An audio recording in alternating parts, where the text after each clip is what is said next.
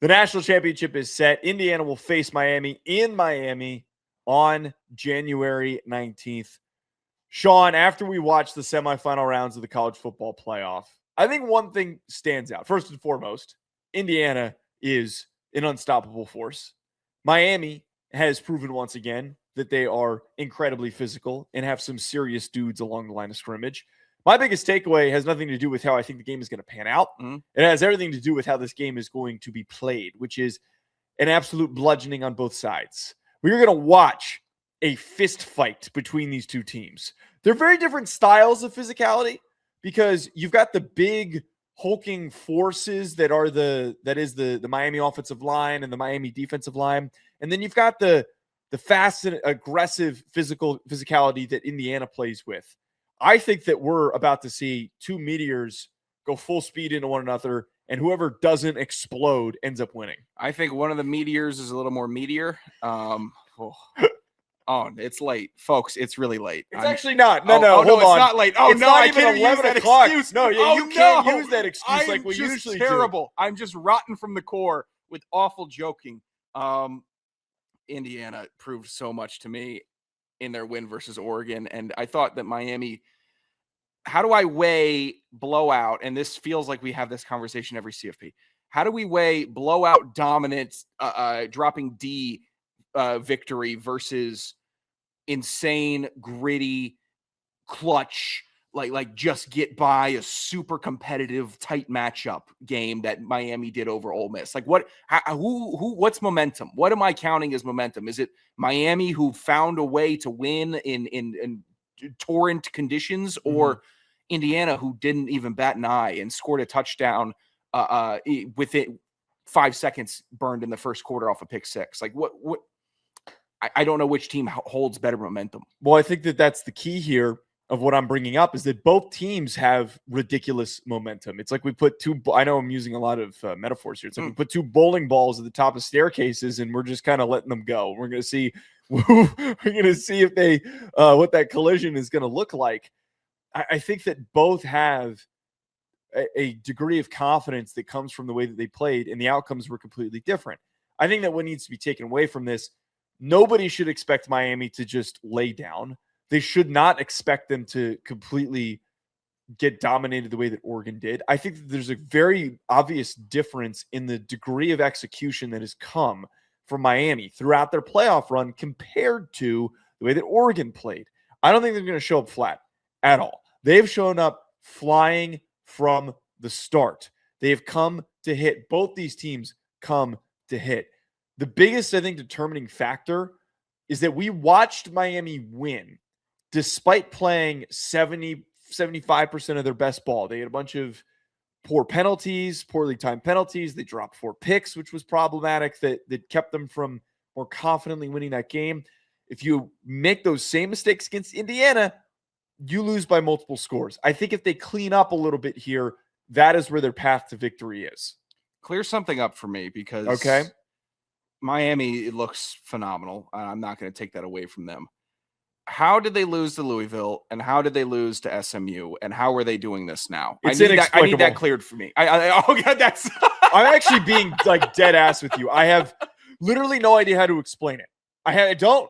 It's the sport is closer to the NFL now. It's like watching the Chargers randomly lose to the Giants. I know that's kind of hyperbolic, but we all know the Chargers are still a really good team. It's kind of similar to that, where now you can sleepwalk through a game and you can recover. Here's the biggest key. That's frustrating. That's like migraine inducing. The biggest key in the future of the sport, Sean, is teams that bounce back with the right timing. And Miami was the team that did it with the best possible timing.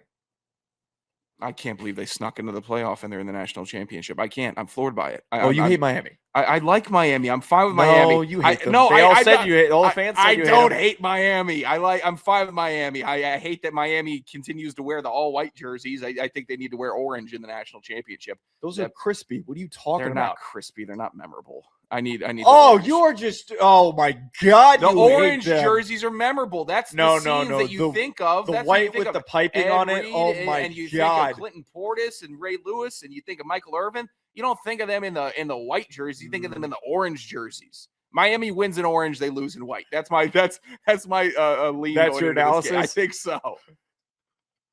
You better stick behind that when we break the game down. Oh, I'll start. I'll flip flop 5 times before we even get a day out from that taping. Well, which team do you think has the edge along the line of scrimmage? Who do you think wins in that battle? And let's look at both sides, because that's where this game is ultimately going to be determined. I think that Miami has the edge on both sides. I got to be quite honest with you. I think that it's not a significant margin, but 30-yard run, by the way, right down the sidelines, no problem. With a backup in. Yeah. We're still watching the game, by the way. There's 7 minutes to go for anyone who's wondering what's happening in our world. I think that Miami has the edge on both lines of scrimmage, and that could give them an opportunity to win the game. Their defensive line, I think, has a talent edge over Indiana, but Indiana's D-line doesn't miss assignments. They don't mess up. So that's super valuable to me. And I think Indiana's offensive line is just tremendous. I fell in love with them all over again tonight. And I love Miami's offensive line. Fine. Miami has the edge because they got Ruben Bain Jr. and he is a formidable defensive end. And Indiana's just got 4 to 8 dudes that can just go in and play phenomenal defensive line. Like if it's a razor sharp margin here between the two. Over under concussions in this game. Honestly, I mean, because both teams' linebackers and defensive backs are going to hit the hell out of you. What's the over under on that? I mean, we're going to see bone crushing hits. I actually want the field cam to be way higher than the broadcast booth in this matchup, because I think the pads thumping. Imagine if these two teams were playing in the 90s when pads were actually pads. And they were big. And they were big. The explosives that would happen. It'd sound like 2 packs of C4 getting detonated up against each other. I'm actually starting to get fired up for this championship. I don't know. It's going to be such a good game, dude. I really firmly believe that. They lost me last year. I thought, the weight hurt me, and I thought that obviously my weight hurts me. But the weight to the CFP hurt me, and I didn't feel the buzz. Maybe it's because NFL playoffs were good. I'm starting to get it back a little bit for this Natty. I feel and Natty at 7:30 Eastern. Thank God.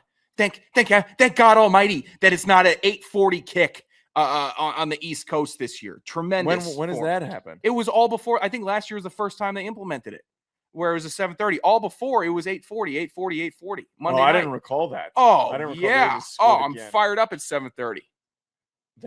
Indiana's winning. I'm sorry. I'm burning it. They can't stop scoring. They can't stop beating the hell out of Oregon, who blanked Texas Tech, and Texas Tech was a great team. And what would Indiana put 1,000 on Texas Tech? What am I looking at in this sport? They might have put 1,000 on JMU too. I don't know if that means anything.